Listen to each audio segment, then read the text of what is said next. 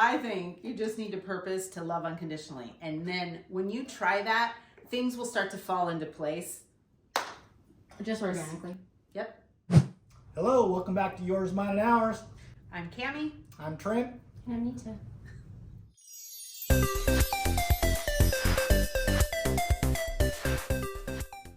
The last couple of months have been wild and crazy and fun. Bet the rest of it hasn't been either, but good God. We obviously came out publicly as a throuple. If you've watched our first intro podcast, you'll know that. We also filmed for a reality TV show, which is amazing and wild. So we'll try to keep you updated a little bit on that. We can't give a lot of details, but that was a super fun experience. Long week. Long week. 5 days of filming 12 hours a day. It was crazy. Intense. Yep, intense. Yeah. Very. Emotional, Yeah. but beautiful, Real. fun and crazy, real. Yeah, it was pretty awesome. After coming out publicly, how do you guys feel now? I don't think that's like relevant for me. I've always been out, so like nobody in my circle is like, oh, Nita's in the closet or Right. or How does it feel that we're out now? How does that make you feel? responsible. Responsible.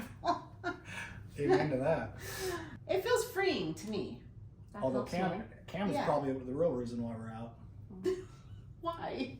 To want to live authentic and I mean, Yeah. It was your process. It was both of your guys' process, but you definitely were the gas pedal behind him. He was a little more hesitant, wasn't? Okay. and for me, I mean, this is brand new. I mean, I know you've gone through a lot of deconstruction and stuff, so you've had that quote unquote negative feedback from friends and family. Right. This was brand new for me, so I'm still And we got some negative feedback, just so you all know. yeah. So I'm still processing on that a bit. Okay. But it does feel a lot better to be openly authentic. Like, I value that so much, and it's been easier to just be real, to just be, live our life and not have to hide anything. And that's been fun for And me. there's been an incredible amount of positive feedback. Yes. And people actually, what we were setting our hearts to do is to help people that are, had a lot of trauma in their past as well. Yeah, whether it's religious trauma, whether it's, around their sexual orientation, whether it's deconstructing, all of that. We've had people reach out to us and ask for help. And that is basically why we're here. We want to set a platform for people who feel like they don't belong, or people who feel like they're Strange, alone. unusual, Yeah. odd, Yeah. different. Don't fit the societal, constructs. And so we really want to be there for people like that, and we're doing it. It's awesome. It's been really cool. Yeah, there's been more beautiful feedback than I anticipated. Yeah. For Yeah. Sure. And that's definitely helped us with, I think, the negative stuff. Yeah. Let's talk about the negative stuff for a little bit. Or not. I think the very first thing we need to talk about is our own judgments, or our own shadows. All of us kind of manifested being on a reality TV show, and it actually happened. So I want to shout out to manifesting. That actually works. Okay, so I clearly don't do it right, or else I would have been out of jail like 30 days earlier than I was. So I would like to leave a lot of that manifestation. That was definitely a lot of you. Okay. I can't. However, say you were supposed to be in 4 months, and you got out at 2. So, there was a little bit of that. I clearly still not doing it properly, but we'll work on that.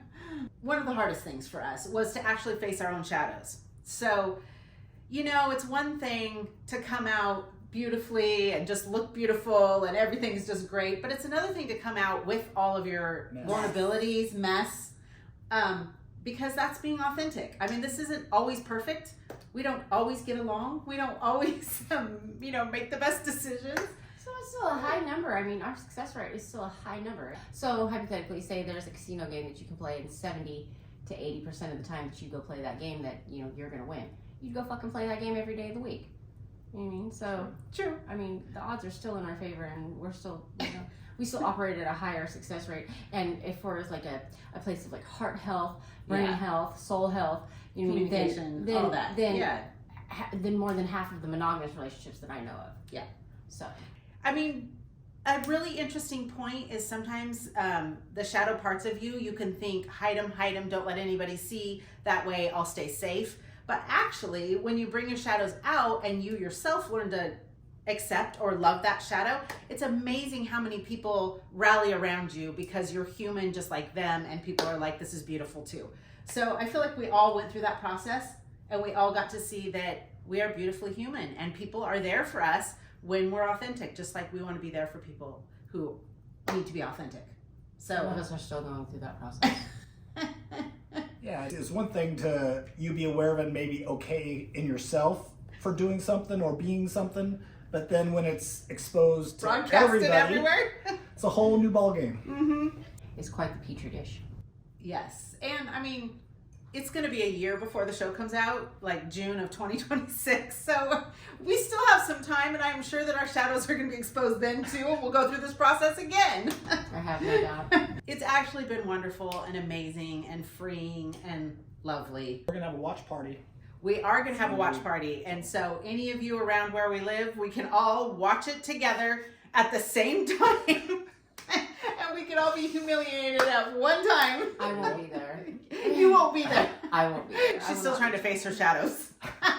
It will still be. Eye-opening. That's one way to put it. That's one way to put it. I'm going with the fun route. It's going to be fun. It's going to be a comedy. It's going to be funny. And remember, it's TV. So don't get too serious about the whole thing. It is actually TV. Reality TV. But it was still all me. Unfortunately. That's the shadow part we've been talking about. It's going to be fun. There are people, Friends and family that don't understand.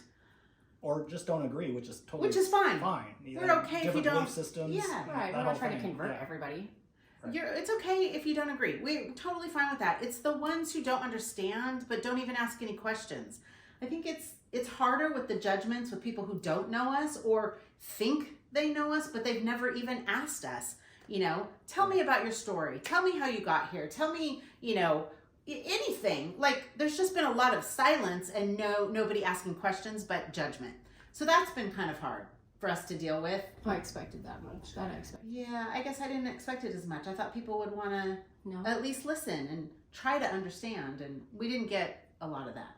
That's true. Yeah. But again, I think we need to understand, and you know, we've been on this journey for several years. At least you know, 15. I know 15 years ago, we would have been in the same position. Yeah, when we probably lost our son and all that. doing, Yes. doing a lot of the same judgments. Right. So we understand the friends and family that Are not able. aren't able to understand and you know are absolutely in disagreement right now.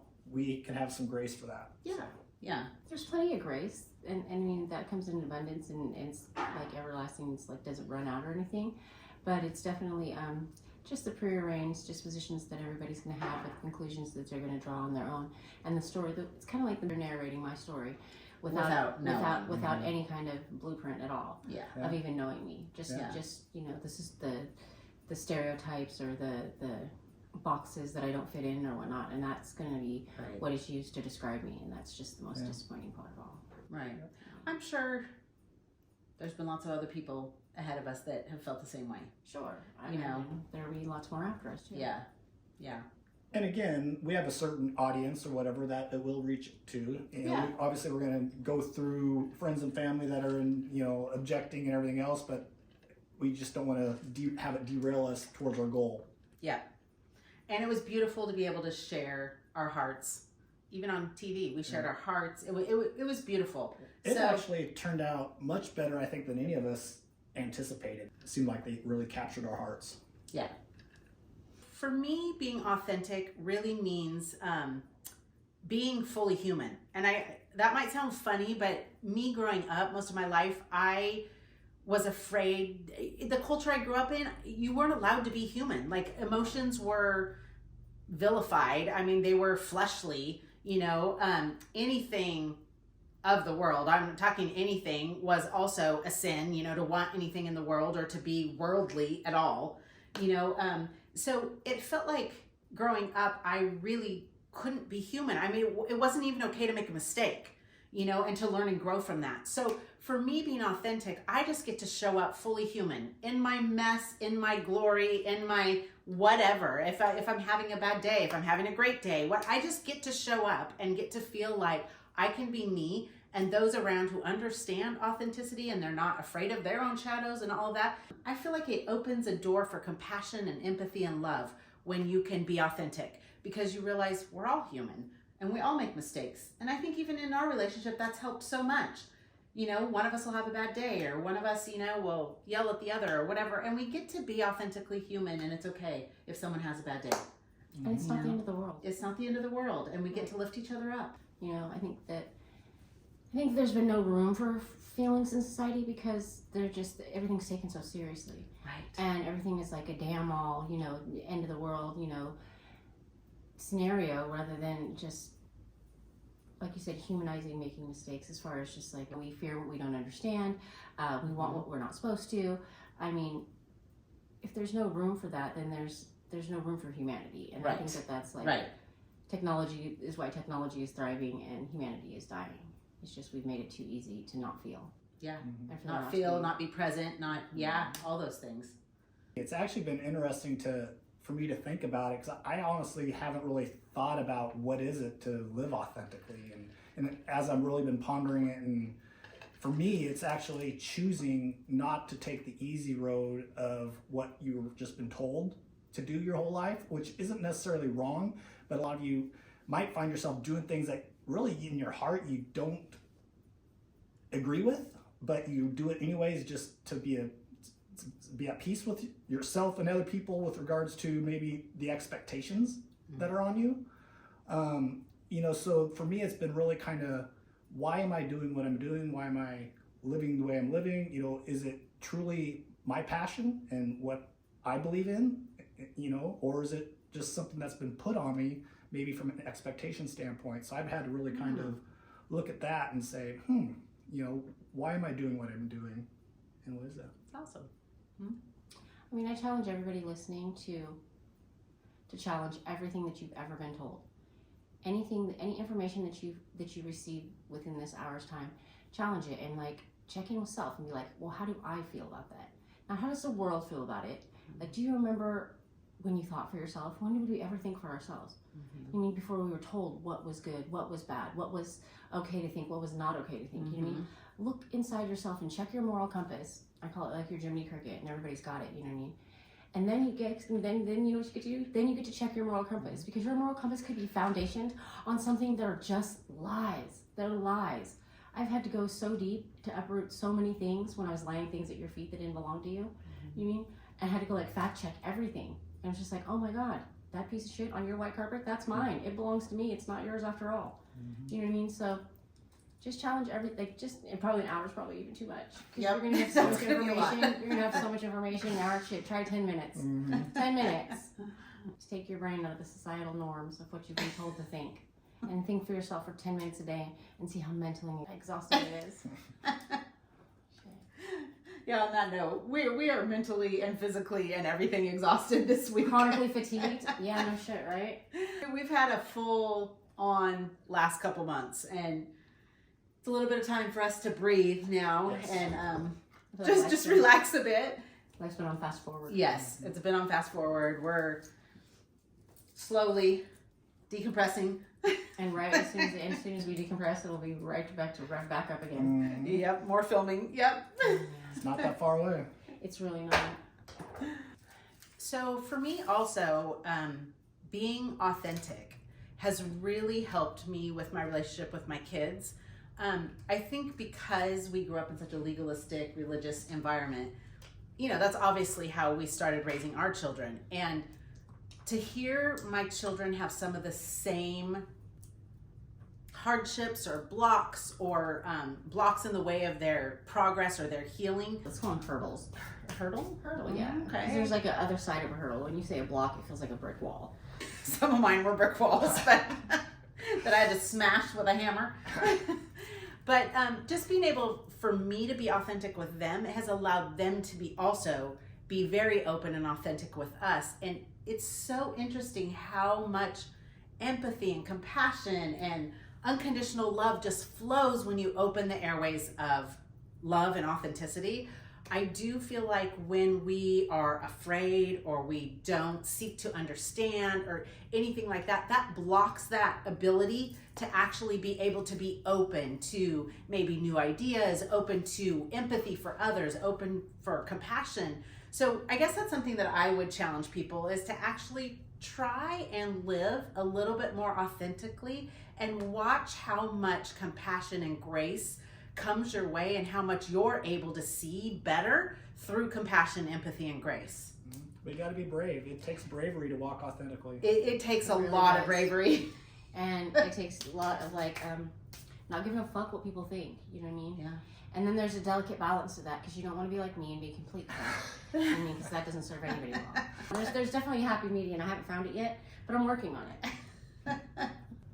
After my son sharing some of his instrumental moments in his childhood, where he felt that I was just like this Wonder Woman of a mom, I mean, all of those moments were definitely bravery, and living in your truth. You know what I mean? Even when it's uncomfortable. And I thought my son was going to be trans. He told me that he wanted to take hormones, growth hormones, women's hormones, and that he possibly could want to become a woman one day. The incident I'm talking about, one of them that he shared with me was he wanted to dress like a female. So he picked out this outfit that was a little bit risque. It was a lot of bit risky, and that's coming from me. You gotta think of your source of information right now.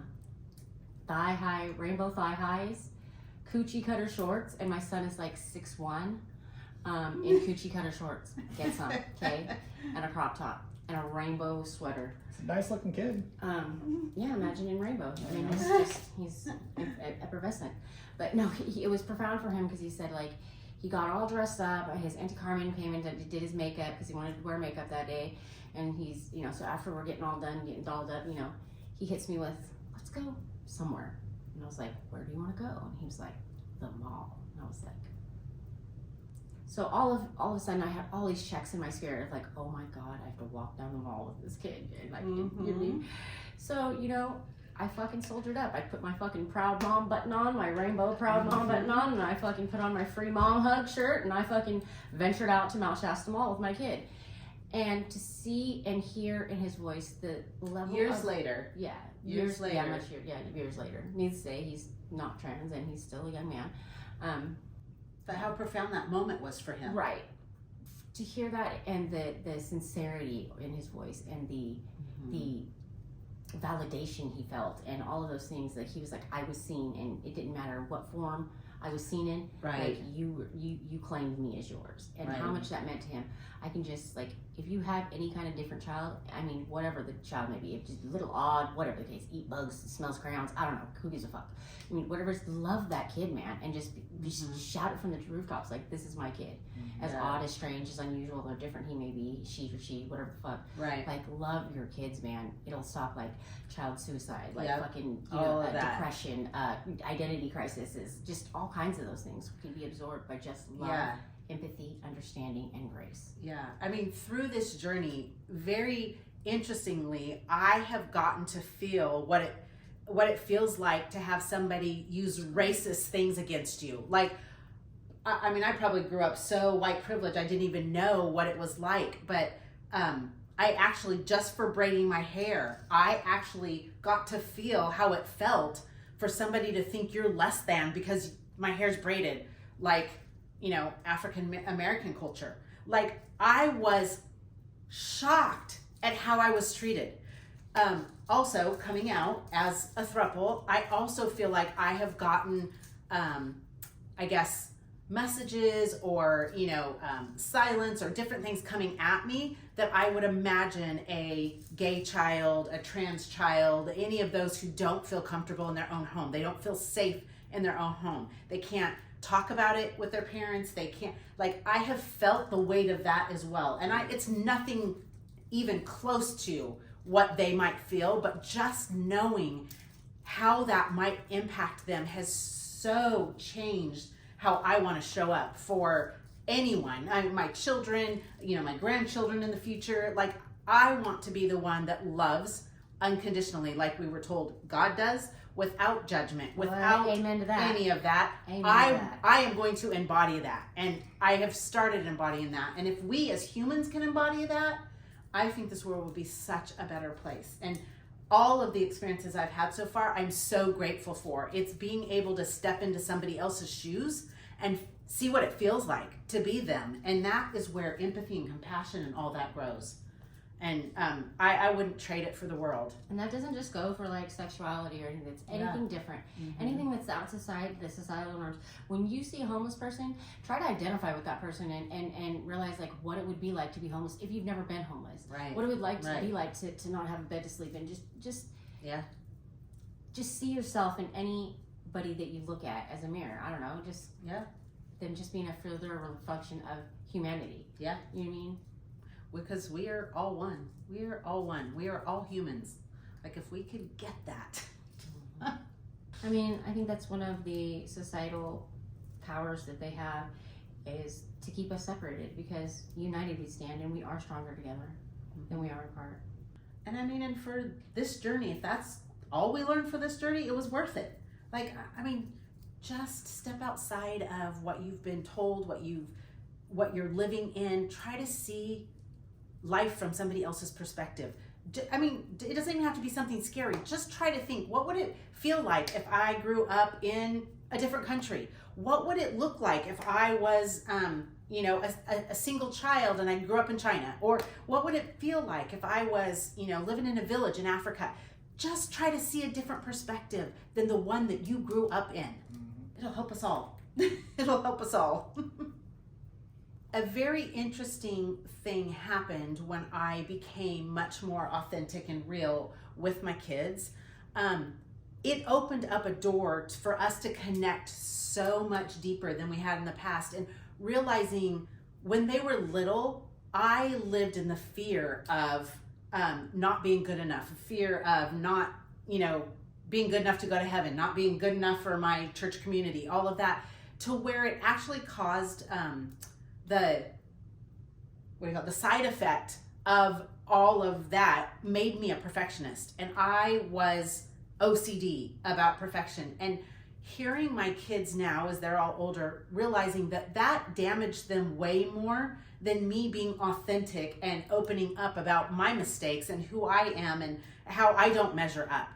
That matters so much more to kids than your perfection and your expectations of them to be perfect or to be this or to be that. Just opening up and being really real, that is what has helped my kids the most. And it allows them to be real. It allows them to be human. It allows them to make mistakes. Yeah. So that was one of the biggest nuggets I learned from this was authenticity is such a better way to live your life than wearing a mask and trying to act like you're perfect and not human. Because I remember the negativity of not being authentic growing up, being a coaching my kids and everything else. I was very performance based, so I didn't have perfectionism, but I was very, performance based, being an athlete and everything else, and wanted my kids to be the best, and, wanted me to do the best and whatever I was doing. So, and that was a lot of pressure. Right. A lot of pressure on kids. Yeah. Learning to, even in those moments, to actually be able to be vulnerable, talking about mistakes and that mistakes are okay and that's how we learn and all that, even as a coach or whatever else. But that, I never really got there because I'm not coaching now. Right. But even now you're seeing maybe the effects of not being perfect now, not necessarily being accepted by your family, not being the whatever the expectation is that they had or whatever, and how that feels. Right. About the negative feedback, some of it came from my family, and being able to feel like for the first time in my life, being a disappointment, because I never was. I was always excelled at everything I did, and so now actually coming open, coming out as a throuple or whatever else, and starting to hear some of that feedback. It's been tough. It's been really tough, because it's the first time in my life that, feel like I'm not measuring up with my family. So. So, going through that and actually experiencing that has awakened me to really seeing the importance of me being able to, be there for my kids no matter what, even if they're going through something that I totally disagree about, instead of just trying to fix them and make them the way that I think is right or whatever else, to allow them and to love them unconditionally as well, so that they don't have to feel that I'm not measuring up to my dad's, because all kids want to make their dads Proud. happy and proud. Yeah. So Yeah. So And I think one of the things we've done a really good job of is trusting our kids. So trusting our kids that not will they always make the right decisions or whatever, but trusting that they have the tools and they, can come to us for support, or they have the tools to learn and grow through experiences that they have and maybe mistakes that they make, and not coming down with judgment on them, but like, how did that work out for you? What do you think you might do different next time? Or how do you feel? What did that do for you in how you feel? And that's so much more important than just you're wrong or I don't, agree with you, and then just cutting off like that flow of communication and that flow of, we love you and this is your life. You're the best one to know what's best for your life, because this is your living it. So I think we did a really good job with trusting our kids. And I guess that's something that was really hard for me, is I don't feel like we got a lot of people going, yeah, we trust you in your journey, know that you guys are doing what's best for you and help us understand. Yeah. And I don't want it to come across, at least from my standpoint, that we're flippant about and just let our kids do whatever they want, because it's not that, but it's really, for me, it's being able to deliver it in a way of, if you're very principled, there's nothing wrong with that, but you definitely need to choose relationship over principle. And you need to have your kids be able to see that. Now, you could definitely coach and train around the principle, but if the principle takes precedence over the relationship, you're going to lose your children. Yeah. So there's a way to do both, and make sure that the kid understands that their priority, they're more important over the principle, and you're going to love them, and they no know matter what. Yeah, no matter what. But then you can still coach and train to the principles that you want your children to be raised up in. Yeah. So thank you for joining Yours, Mine, and Ours, and until next time, take care. Bye. Bye. Wow.